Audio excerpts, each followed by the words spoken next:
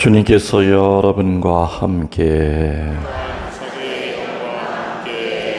요한이 전한 거룩한 복음입니다. 주님 영광 받으소서.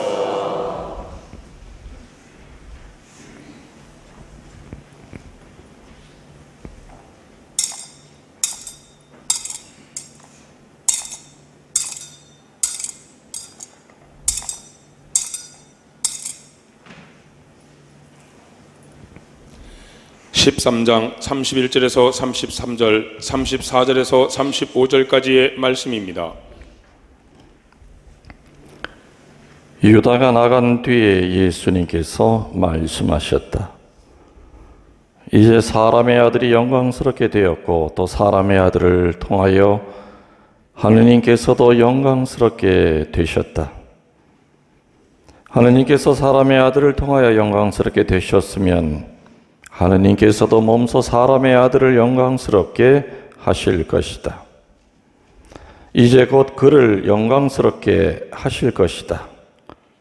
얘들아, 내가 너희와 함께 있는 것도 잠시뿐이다. 내가 너희에게 새 계명을 준다.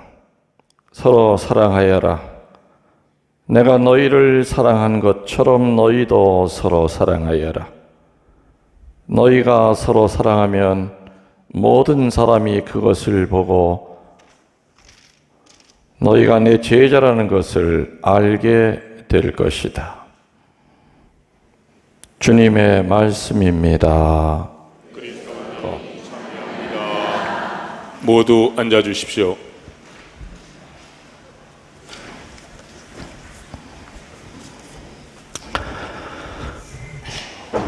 찬미 예수님,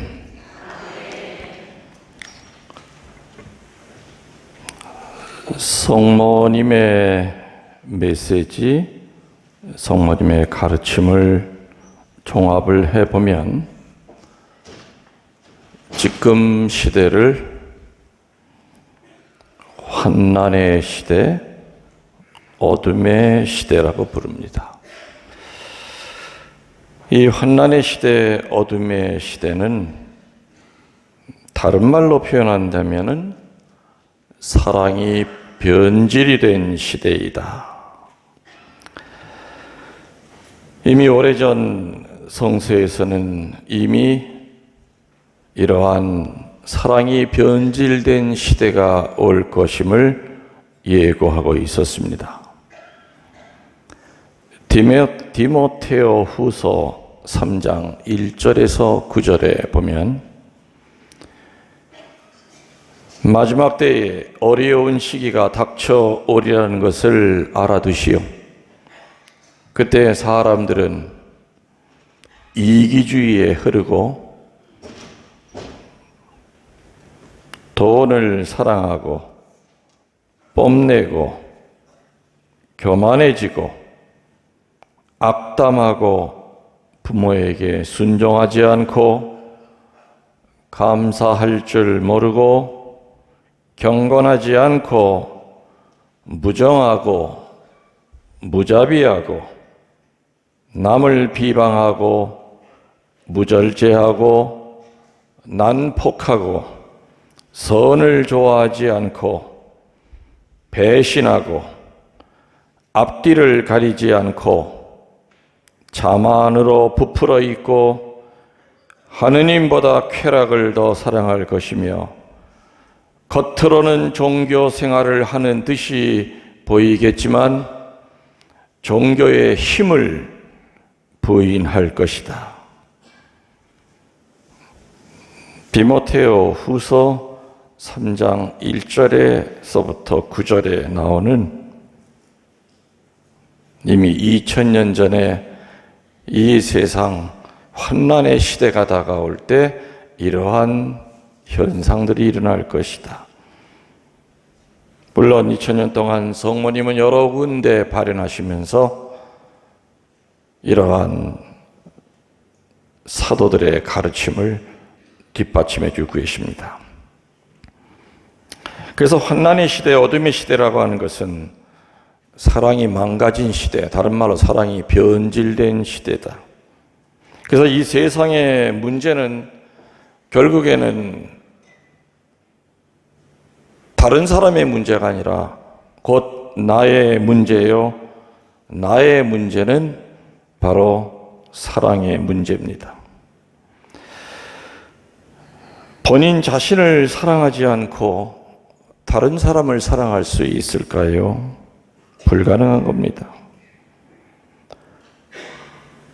본인에 대한 열등감, 미움, 상처로 가득 차 있을 때 다른 사람을 사랑할 수 없는 건 당연한 겁니다. 세상 모든 것은 다 사랑의 힘으로 존재합니다. 여러분들 화초 가꾸실 때 잘 아시지 않습니까? 정성 들여서 물 줘야 될 때 주고, 그리고 왔다 갔다 하면서 눈이라도 마주치는 화초들은 놀랍게도 사랑을 받은 것만큼 보답을 합니다. 향기를 뿜어내고 가장 아름다운 모습으로 꽃이 펴지려고 애를 씁니다. 그러나 왔다 갔다 하면서도 전혀 관심이 없고 또 생전 물을 안 주면 분명히 죽습니다. 12사도나무가 있었다고 합니다. 베드로나무도 있고 토마 사도나무도 있고 12사도나무를 정원에다가 심어놓고 그 나무마다 사도들의 이름을 붙여놨지요. 지나가는 사람들이 그 12사도의 나무 앞을 지나가게 만들었는데 다른 나무들은 다 잘 자라는데 유독 한 나무만이 죽더랍니다. 짐작하건대 어느 나무겠어요? 유다스 나무. 지나가는 사람마다 유다스 이름이 붙어있는 그 나무를 보면서 한마디씩 욕을 하고 왔습니다. 나쁜 놈, 못된 놈, 인간 같지도 않은 놈, 태! 하고 침뱉고 하다못해 지나가는 개들도 거기에다 다리를 들고 오줌을 싸고 가더래요. 얼마 되지도 않아서 12사도나무 가운데 유다스 나무는 죽었습니다. 러시아에서 집단 농장을 할 때 늘 해마다 소출이 떨어졌죠. 그래서 그 다음에는 자기 땅을 이렇게 주면서 한번 갖고 보라. 그랬더니 집단 농장을 할 때보다 10배 이상 소출이 나더랍니다. 집단 농장은 애정이 없이 죽지 않으려고 하는 거였지만 자기 땅을 가꿀 때는 거기서 나오는 모든 소출에 대한 애정이 있었기 때문에 10배 이상 소출이 나오더랍니다. 그래서 이 세상의 모든 문제는 나의 사랑의 문제로 귀착이 됩니다. 여러분의 사랑은 건전하십니까? 변질되지 않았는가 우리들은 점검을 해야 됩니다. 사랑에는 여러 종류가 있습니다. 그렇지만 크게 나눠보면 인간적인 사랑이 있고 하느님을 닮은 사랑이 있을 겁니다. 인간적인 사랑은 내가 사랑한 만큼 나도 사랑받고 싶소. 주시오. give and take입니다. 적어도 내가 주는 만큼 다 받지는 못해도 내가 주는 것에 반이라도 되돌려 받고 싶소. 이런 사랑은 정의 사랑이라고 합니다. 감정의 사랑이라고 합니다. 그런데 이러한 사랑은 분명히 한계가 있고 불확실하지요. 어릴 때는 어머니의 사랑이 전부인 줄 알았다가 나이가 차면 연인을 만납니다. 그래서 어머니의 사랑 갖고는 만족을 못합니다. 이때 어머니의 사랑은 한계를 느낍니다. 그리고 불확실합니다. 사랑하는 사람이 돌연히 교통사고로 사라질 수도 있고 믿었던 사람이 한순간에 심장마비로 사라질 수도 있습니다. 그리고 그토록 믿었던 사람이 나를 배반할 수 있습니다. 시간이 가까운 사람을 갈라놓을 수도 있습니다. 이렇게 give and take, 주는 것만큼 받고 싶다 하는 이런 대부분의 인간적인 사랑은 분명히 한계가 있습니다. 여러분들도 살아오시면서 다른 사람한테 배반당한 적 있으셨을 겁니다. 또 여러분들은 배반하지 않았다 하더라도 여러분에게 배반당했다는 느낌을 받은 사람들도 분명히 여러분 주변에는 있을 겁니다. 내가 배신당한 상처만 끌어안지 내가 누구를 배반한 것에 대해서는 늘 변호사처럼 그때는 그럴 수밖에 없었던 거야. 그게 왜 배반이야? 그게 왜 배신이야? 아무튼 이러한 인간적인 에로스적인 사랑은 불확실하며 한계가 있다는 겁니다. 그럼 하느님을 닮은 사랑은 그 내용은 뭡니까? 무조건 주겠어. 되돌려 주면은 감사하고 안 돌려줘도 원망하지 않겠어. 그 대신 하느님께서 평화와 기쁨이라고 하는 선물을 대신 주신다는 것을 나는 미리 알고 있어. 그래서 무조건 주겠어. 눈꽃만큼도 기대하지 않겠어. 이 조건이 없는 사랑을 성서에서는 아가페의 사랑이라고 그럽니다. 의지의 사랑이라고 그럽니다. 이 아가페의 사랑을 하느님의 사랑이라고 합니다.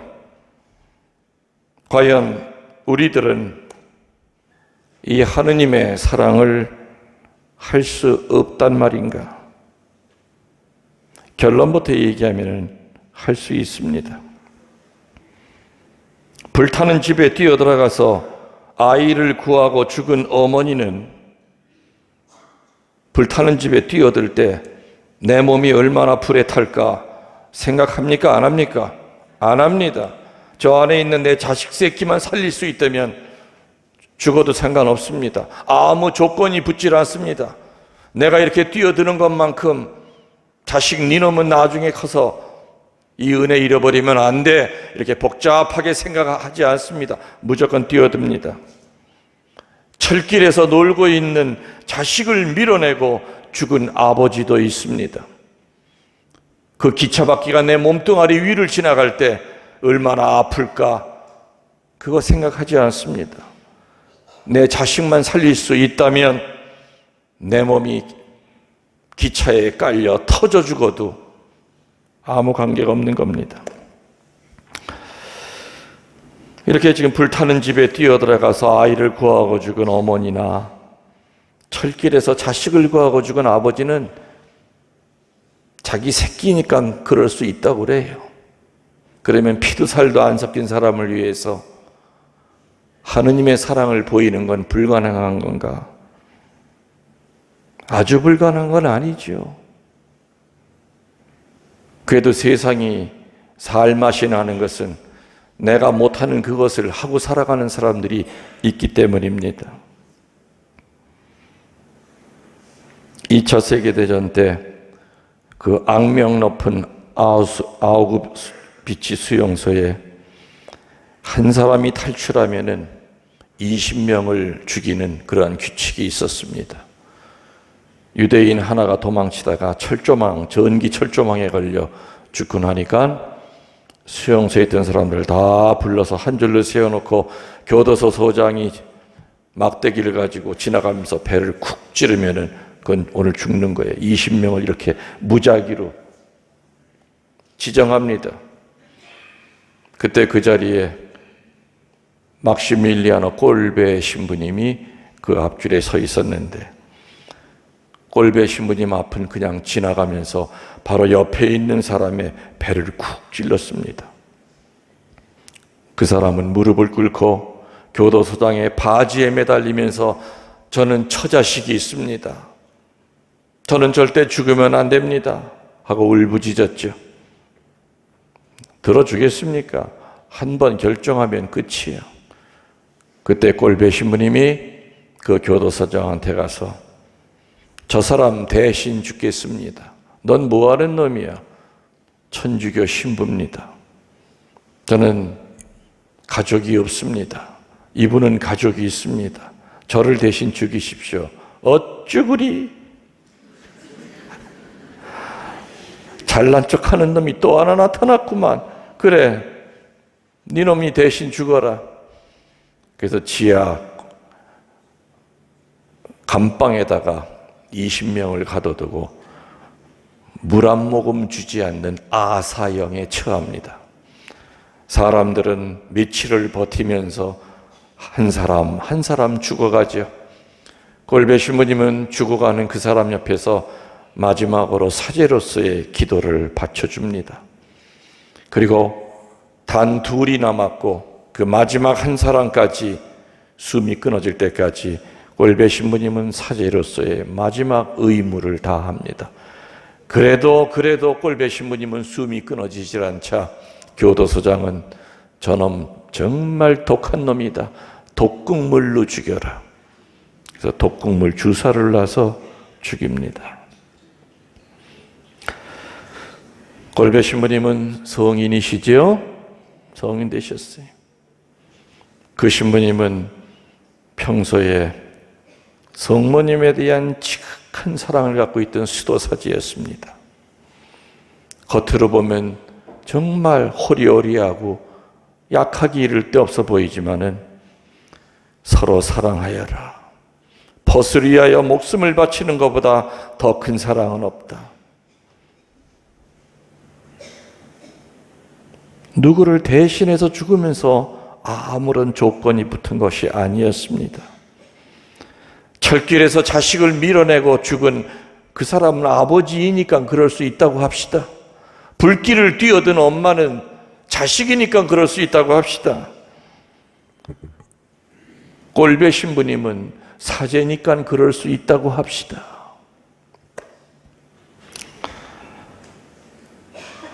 자식을 죽인 원수를 양자로 삼아서 옥바라지까지 했던 사람을 저는 압니다. 자식을 칼로 27군데를 찔러 죽였는데 5대 독자 아들을 그 죽인 그 살인범을 6개월 동안 피눈물 나는 기도 끝에 양자로 삼기로 결심하고 신부님 다리를 놔주십시오. 네, 그 전에 수인 사목할 때 이야기입니다. 처음에는 그 살인범 자체가 신부님 그 여자 도른 여자 아닙니까? 내가 지 새끼를 얼마나 처참하게 죽였는데 나를 자식으로 삼겠다고요? 그런 싸구려 동정 안 받습니다. 완강하게 거절했지만 끊임없이 그 자매님은 한 번만 만나게 해주십시오. 둘이 만나는 날 그 자매는 사형수의 손을 잡고 긴 말 할 거 없다. 오늘부터 너는 내 자식이야. 내 아들이야. 그 살인범도 울었고 지켜보던 교도관들도 울었고 저도 눈물을 흘렸습니다. 그때부터 얼마나 옥바라지를 잘하든지 일주일에 한 번씩 교도소에 와서 영치금 넣어주고 또 겨울이면은 털실로 양말을 짜오고 속옷을 만들어 오고 무기징역에 있던 사람은 모범수가 돼서 그 사랑을 받으면서 완전히 바뀌어서 과연 이 사람이 옛날에 그 사람을 처참하게 죽였던 조폭이었을까 할 정도로 완전히 새 사람이 돼서 12년 만에 석방이 됐죠. 그 후에 그 모자는 아무도 모르는 도시로 가서 지금도 어머니를 모시고 또 자식을 의지하면서 슈퍼마켓을 하고 있습니다. 자식을 죽이는 원수를 양자로 삼아 옥바라지 한 그 자매가 그게 그냥 일시적인 감정이겠습니까? 싸구려 감정이겠습니까? 아니지요. 하느님의 사랑입니다. 할 수 있는 겁니다. 돈 한 푼 받지 않고 피도 살도 안 섞인 사람에게 신장을 띄워주는 거, 이거 우리 인간들이 할 수 있다는 겁니다. 이 모든 것이 과연 어리석은 죽음이여 어리석은 행동이었겠습니까? 아닙니다. 오늘 예수님은 계명 중에 계명이요 하느님의 지상 명령인 서로 사랑하여라. 내가 너희를 사랑한 것처럼 서로 사랑하여라. 너희가 서로 사랑하면 세상 사람들이 그것을 보고 너희가 내 제자라는 것을 알게 될 것이다. 목숨을 내놓는 사랑을 못 해본다 하더라도 적어도 교우들끼리 험담하지 맙시다. 서로 내 살같이 아껴서 주변 사람들에게 하느님의 영광을 드러내도록 합시다. 교우를 대신해서 죽을 수는 없다 하더라도 교우들에게 서로 돌을 던진다면 매일 평일 미사 참석한들 그게 무슨 의미가 있겠는가? 주님의 성체를 매일같이 영한들 무슨 의미가 있겠는가?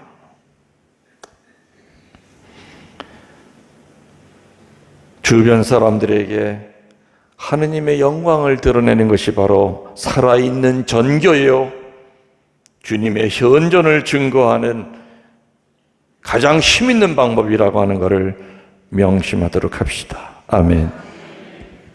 모두 일어나시어 우리들의 신앙을 고백하겠습니다.